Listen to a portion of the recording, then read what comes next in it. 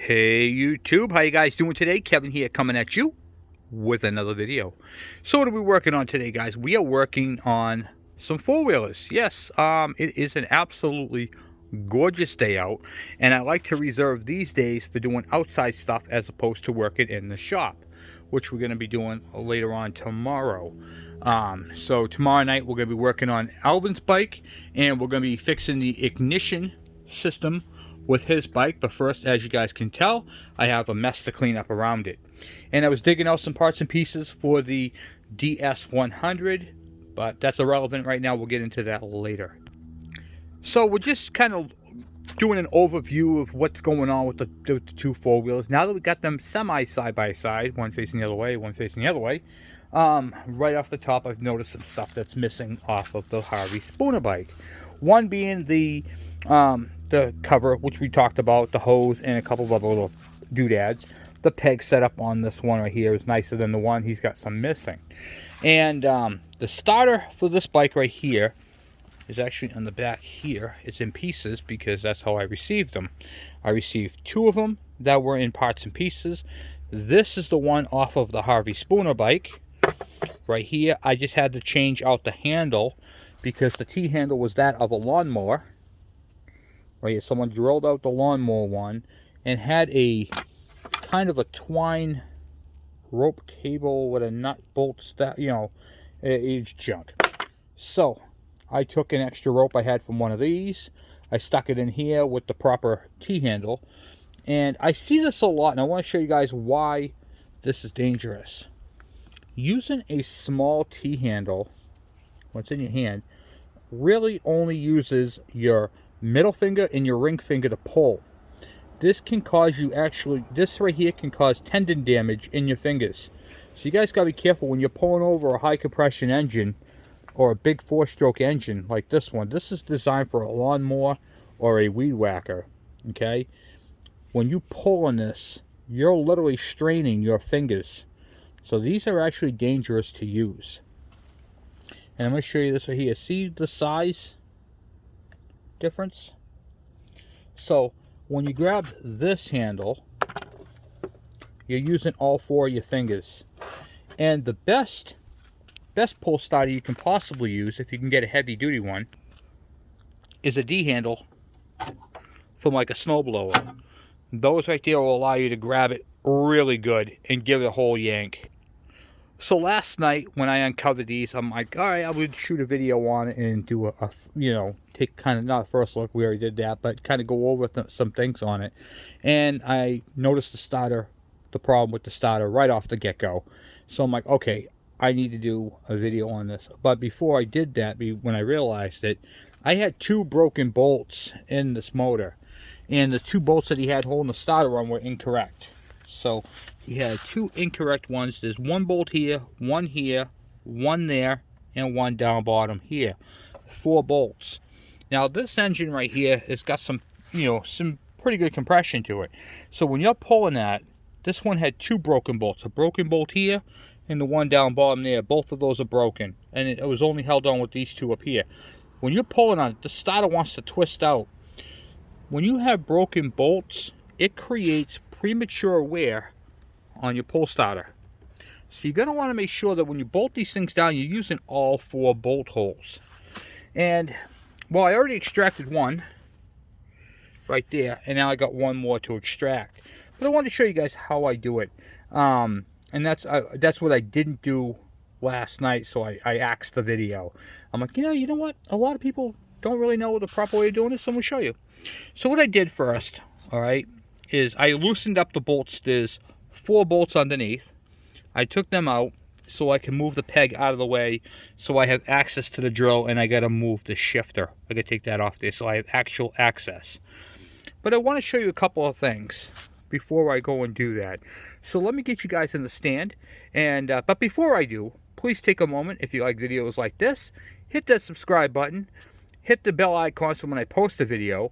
And if you could do me a super huge, awesome favor and share my videos on your platforms, that would be awesome.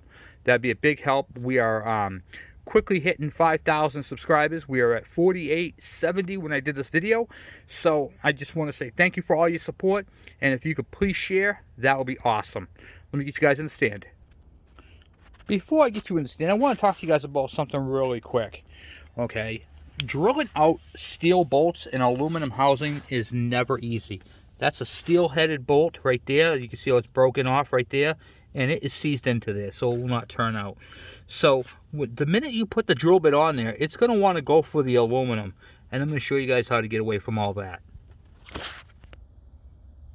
Okay, so this is a metal pan, and this red indicate this is a simulation of aluminum, your aluminum housing, and this is where your starter bolt right there broke off. So let me show you guys that real quick. Okay, so I made this a lot bigger for my demonstration, but see the air right here? That's where that would bolt up. Okay, so you guys get the idea. And then there would be a bolt here and then one down here, but we don't care about those. We just care about this one. Okay, so the first thing that happens when there's a broken bolt, we freak out. Oh my God, a bolt just broke off in an aluminum housing. It's a steel bolt, and the minute I go to drill that, I'm gonna mess it up. I went and bought a perfect drill bit. It's one of those drill bits that doesn't walk. But when I go to drill, it walks. It goes right off there. You see that? Watch what it go here.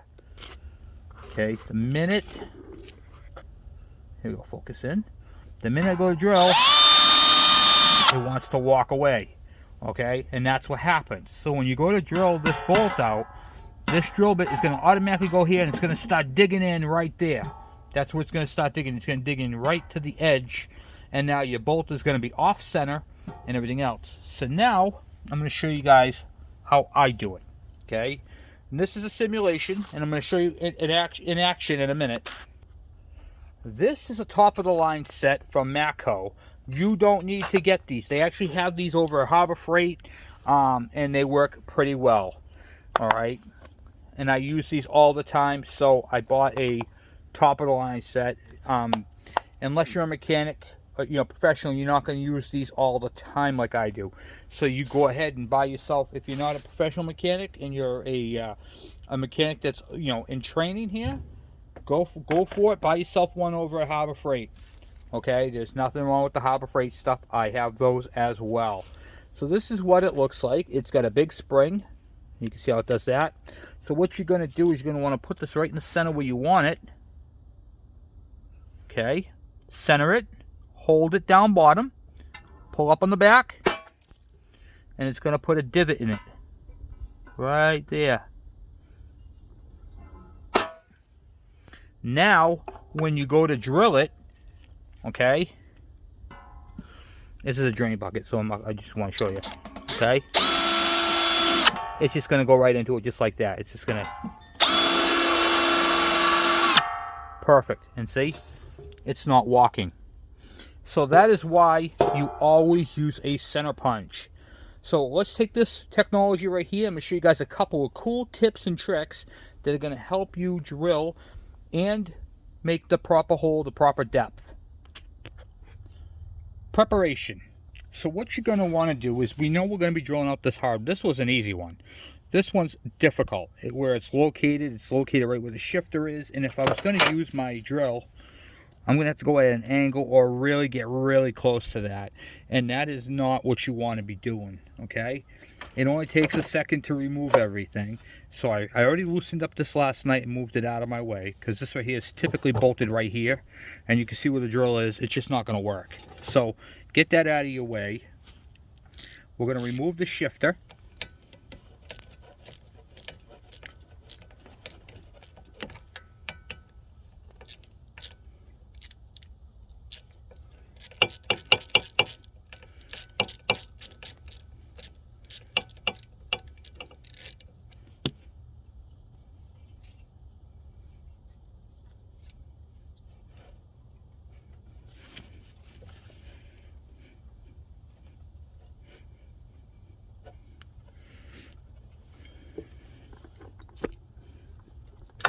Okay, and then, so I don't lose my bolt, sorry about that, I didn't mean to hit you. I'm going to put my bolt back into where it came out of. That way I don't lose it, and I can just drop it on the ground. I'm good there. All right, so I think you guys can see it. All right, here's where we're working right here on this broken screw right here. Okay, so the first thing you're gonna want to do is center punch that. So we're gonna grab my Mac center punch, and we're gonna do the best we can to get this in the center by eye. Okay, see a divot? I'll do a couple of times.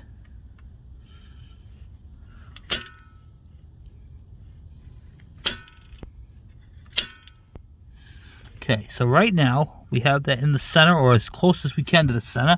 See if we can move that up a little bit. You want to move the center line up, just go like this, and it will move it into the center.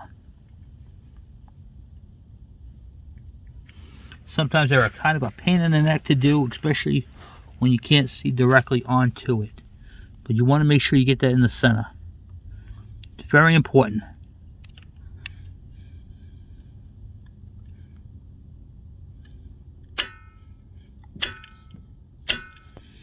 Okay. Take a look at that.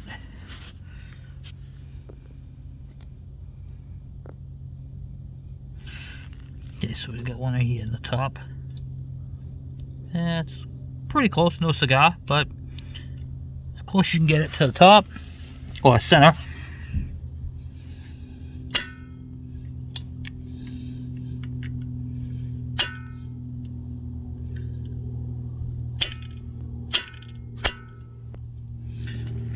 Okay, kind of fine tuning it, you know.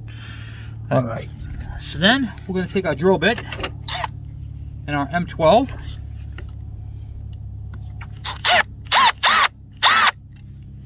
And we're going to start a little dimple.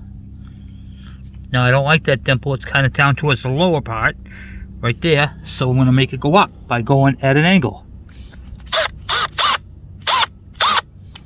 And then centering it. See, that's pretty much right there on. Like that, okay? Once you get it to where you want it, which is kind of a pain in the neck. This right here kind of looks like I hit the bottom. Alright, so I'm going to have to angle that up so I can get it straight. Even though I already did that, I think it's because I got this right in the way, but hold on. Put this on here and see where it's located. So see right here, I'm kind of low. I need to go up. So, to go up,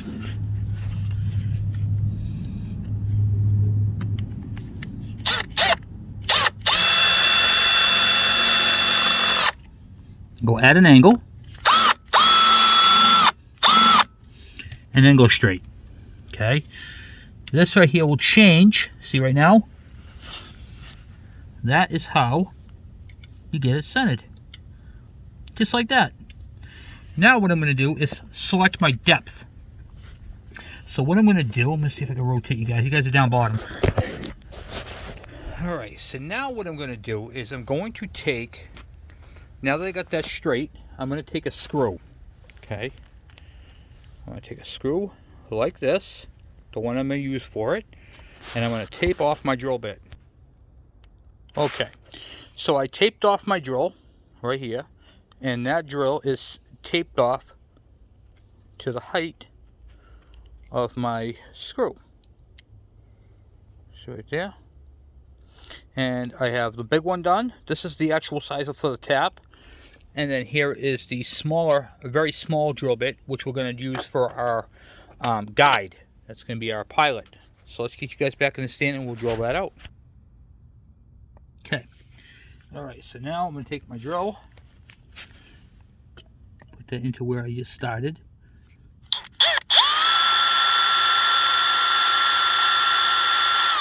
It turns out this drill bit is very, very dull. Okay, so we got the pilot hole drilled, and now we're going to have to auger it out with the, I call it augering, with the big drill bit. Now mind you, it's going to be a slight bit off, but it ain't going to be enough to hurt anything, because the holes on the starter are pretty forgiving. Okay. right, and then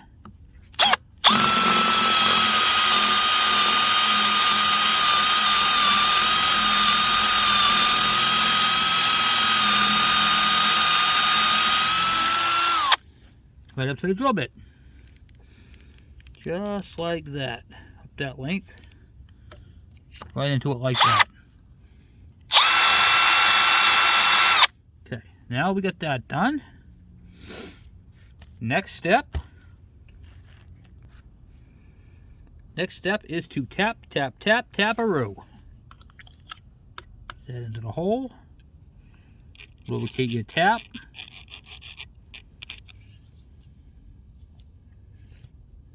Always use oil to tap.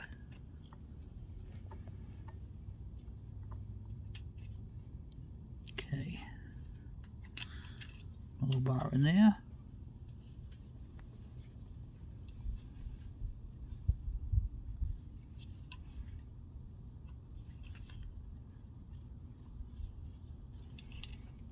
You want to make sure you're going straight, so be steady, be slow.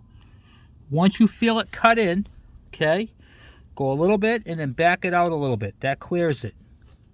Okay? Don't just wind it right in. Because if you break that tap in that motor, now you're off to the machine shop. It's a pain in the neck to remove those.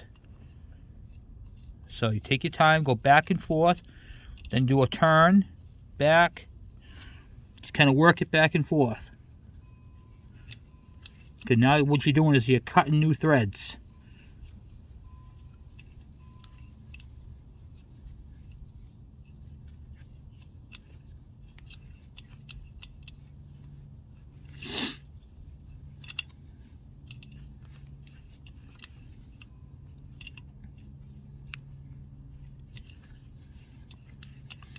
And it's kind of hard to explain, but you can feel it bind a little bit.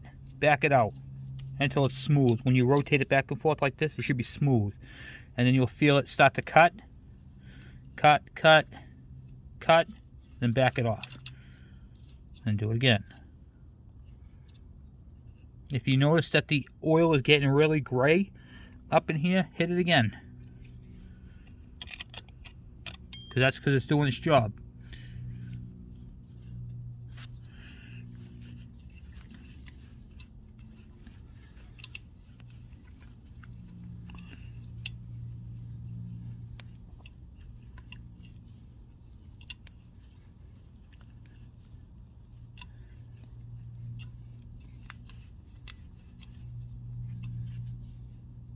Okay, now I'm at the end. I can feel it I can feel it tighten. Do not tighten it. Once it feel it bind, back it out. And do it again. Up till the time it binds. Okay, right there, I can tell I hit the base, the bottom, the end of my run. And you should be able to just unscrew it by hand.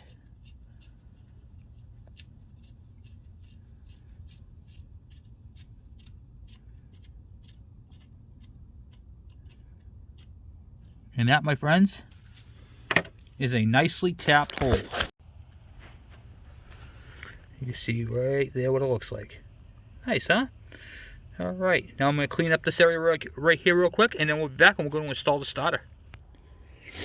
And there you have it. So I put the starter on with the 4 bolts. 1, 2, this was a broken one. Underneath, you can see the 3rd one right here. 3rd. And of course in here is the 4th one right there. So now all 4 bolts are in properly. And that's pretty much all there is to it. I'm going to have to take that back off because we're going to have to do a valve adjustment on this particular engine. But I wanted to do this. I wanted to show you guys how easy it is to go ahead and fix a broken bolt. All Japanese bikes are metric, okay? So I have this little tap and drill chart that I wrote up a while back. And these are the common drill bits that I use. The 4mm, which is what you would use on like a, what do you call it there? Like a magneto, holding on those little screws. And then you can see right here, number 30 drill bit, and that's the size of the drill bit. Typically when you buy a drill bit or a tap, it'll tell you on the box what drill bit to get, and then the company normally does it. Now the drill bits and taps that I use are made by Irwin. They're in a blue and yellow case, and you can get them right on eBay. They are great quality. I have used that 6mm tap, that's this one right here. Okay, I have probably used that about 80 times, and that's without, you know, that's just crazy. I have literally used that about 80 times, and I bought that drill bit at the same time. I'm going to tell you guys a couple of things about drill bits. One, oil. That's your friend. Two, do not force the drill in. Let the drill do the work for you. Okay? Let the drill do its thing. Be patient. And hopefully you guys learned a lot about how to center punch, drill a hole, and I showed you one of my tips and tricks. If you accidentally, which I did on on purpose the first time, second time was an accident, but if you're not getting it in, you can use the drill bit and kind of walk it up to where you need to go once you put that divot in there. So you can use that divot and kind of walk it up to where you want and then drill your hole. So, but make sure you put a divot into it, because if you don't, it's going to do this. It's going to walk. There's the bolt hole right there. It's going to walk right clear off of it. It looks intimidating when you have broken screws. And a lot of times people take a bike and they'll be like, oh, I broke 2 of my 4 starter screws. And then they'll pull on it and pull on it, and then the starter will right to one side. And you're like, oh no, I broke my starter. What the heck? And then I've seen people, well, here's a point in case right here. You know, it's just, they break them, you know. They're not crazy super tight. They don't have to be overly tight. You know, you put them on, you tighten them up, you snug them, and then that's it. But I see people, and they'll wrench on these things and just snap them clear off. You know, I mean, when you grab the starter, you want to feel a pull, and you can feel the compression. So I'm confident that right there is going to start, no problems. So anyway, guys, that's what I got for you at the moment. And then we're going to get back into it a little later. Thanks for watching.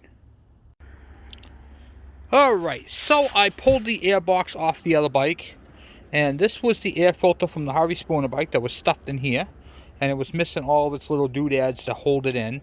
And luckily that air box had everything, including one of the nuts, the specialty nut that goes on the back, which fits inside here. So I'm actually in the process. I'm going to clean this area up right here, and we're going to go ahead and put that assembly together. But I need to get an air filter assembly. I need to get a new air filter for it. The air filter, obviously, I'm not going to use that. It does have a cage inside there, which is, you want to save your cages. Don't just take this and throw it away, because you'll be buying a new cage. There's a cage from the other bike. So let me get you guys in the stand, and we'll assemble this. Alright, get you guys up there. Alright, so there is that specialty nut. Let me get this stuff out of the way here real quick. The specialty nut goes up and back here. Let me just take a moment. Alright, let's get that nut installed. Hopefully it stays in there, because it fits right up in back of that. Let's see.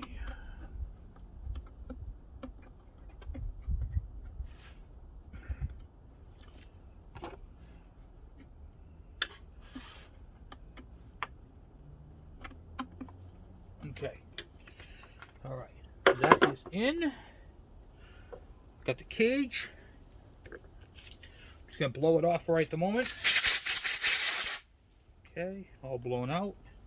The cage literally fits right over that little, there's like a button in there. Okay, like so. Then you have a washer. This is a plastic washer, and this is what it looks like right here. The cup part goes on the inside, so it fits on there like that. I don't know if you can see what I'm doing here.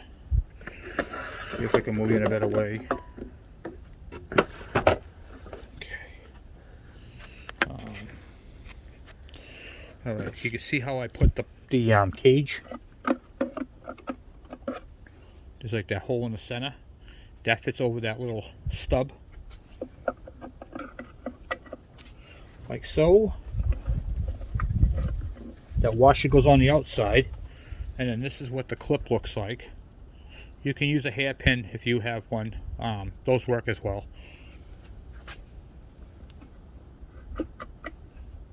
And then of course there'll be an air filter wrapped around that cage, which I do not have. Alright, so there's that.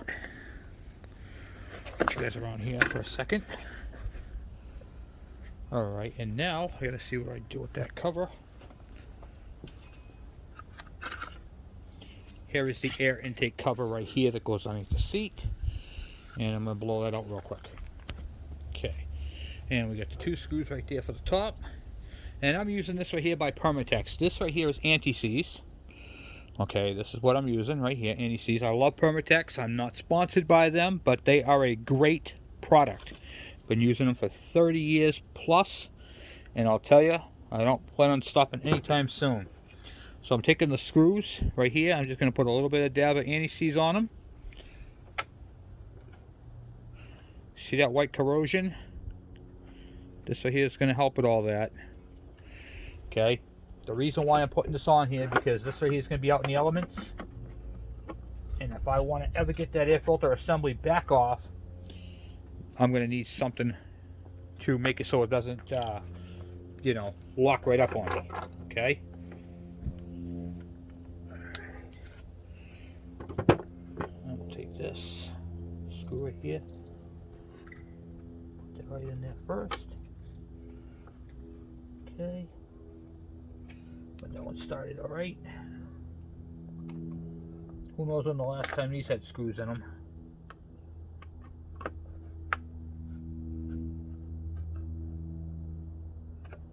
Okay, we'll get a screwdriver. These are not the screws you want to wind in with an impact gun. Okay? Just use a regular Phillips number 3 screwdriver.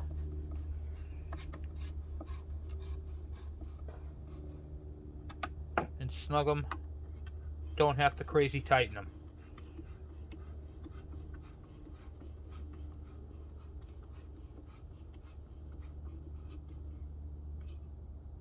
Tight. Tight. Air filter assembly is together except for the air filter. Alright, so we got that part done. Okay, the next step I'm going to do is I'm going to toss a carburetor on it, but I'm not going to hook it up. I'm just going to put the air filter on here and the intake in here, and I'm not going to put the cables because the cables are coming off the other bike.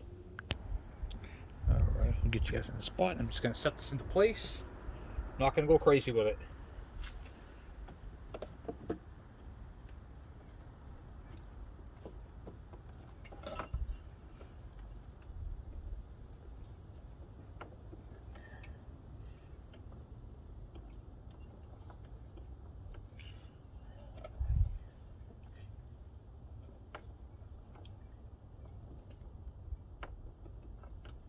Okay.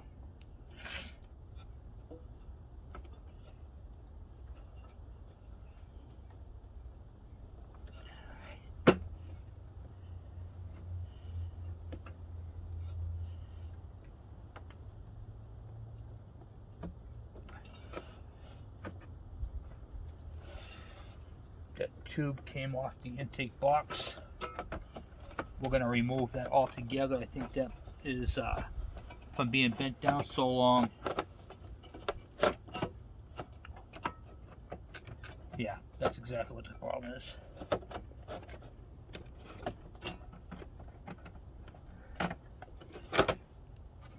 Okay. We're going to use the other tube, the other intake tube off the other one. Whew. Alright. Now what I'll do is I'm going to tighten up that clamp that holds that down. So I thought I was recording. I wasn't recording. God, I gotta get better at that. Alright, so I just took the mount off this right here, and this right here is the choke cable bracket and the speedometer right there. Now the speedometer is broken. I actually have a what do you call it? Here's the choke right here that came out of it. Choke cable's junk. Alright, it's all broken. And the speedometer that was on the other one right here came out, but the cable off the Harvey Spooner one is broken. Right there, it was stuck right into the gauge, so that right there was not working. That's just for the mileage. It's not really, you know, it doesn't tell you how fast you're going. But I want to see if this one actually has one. Yes, this one's got a good cable. So we're going to pull that cable off this bike, and put it onto that one. Yeah, a lot of work, guys. We're going to use the plastics from this one. I know it's got some paint and stuff on it, which I can easily remove, but that one's got all broken mounts and plastic cracks and stuff like that. So we're going to go ahead and use these ones with the black one, the black mud flaps from the other one, because you see all these are all crap. So we have a lot of work to do to these bikes to get these up and going. It's just one of those things, you know, it's going to take us a little bit of time to get to even, you know, even hear them run, you know. I mean, it pulls over, it's got compression, it's got, you know, well, it fired right there. That's only because I sprayed some stuff into it just to see if it would, you know, pop, and it does. But it's one of those things, you know. So I'm going to end it here. I got to pick up all this mess. I got a ton of stuff to do today. So I guess this is going to be part one, working on the Harvey Spooner bike. So we fixed the starter. We have got the carburetor on. I got the air filter box built, but I got to get the boot off the other machine over there, and I got to finish off taking off the pegs off this one and switching them with the other ones, which I'll do that off camera. I'll switch those out off camera. It's only 4 bolts underneath. And I'm going to go inside right now and see if I can locate a, what do you call it there? An assembly for this bike that we're going to use for a speedometer. Not speedometer, but choke assembly. I'm going to use a choke assembly off that one, but I got to find the bracket because they are different. They're not interchangeable. So I'll show you the difference. I tried putting it in, but it doesn't fit. So I have this one right here that has a good mount. Okay, show you. This is just the, I just screwed it in to see how it would go, but I'll show you what I'm talking about.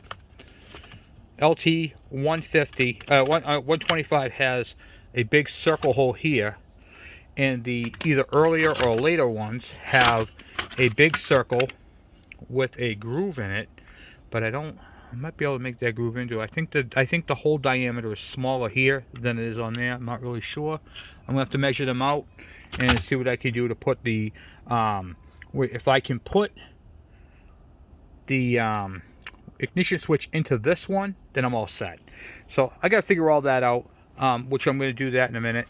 But at least we got the starter bolted down. We have we've got parts machine, you know. I might have to cut that choke bracket off the off this bike, or just bend it down for now, and then if I ever want to go back to it, I can just bend it back up. But I also want to make sure it's out of the way because we have to do a valve adjustment. So the next video, we're gonna have to start it back off, and we're gonna be doing the valve adjustment on this bad boy and hooking up the air box and flushing out the fuel system, which I might, yeah, I'll do the fuel system flush and get that all cleaned out so we can then oil change and start it up. So pretty cool. Well, anyway, guys, thank you for watching. Thank you for hanging out, and hopefully you guys learned something. And once again, thank you for all your support. Guys, we are quickly approaching 5,000 subscribers, and you guys are just absolutely awesome. Simply awesome. So thank you again. I'll talk to you guys later. I'm out.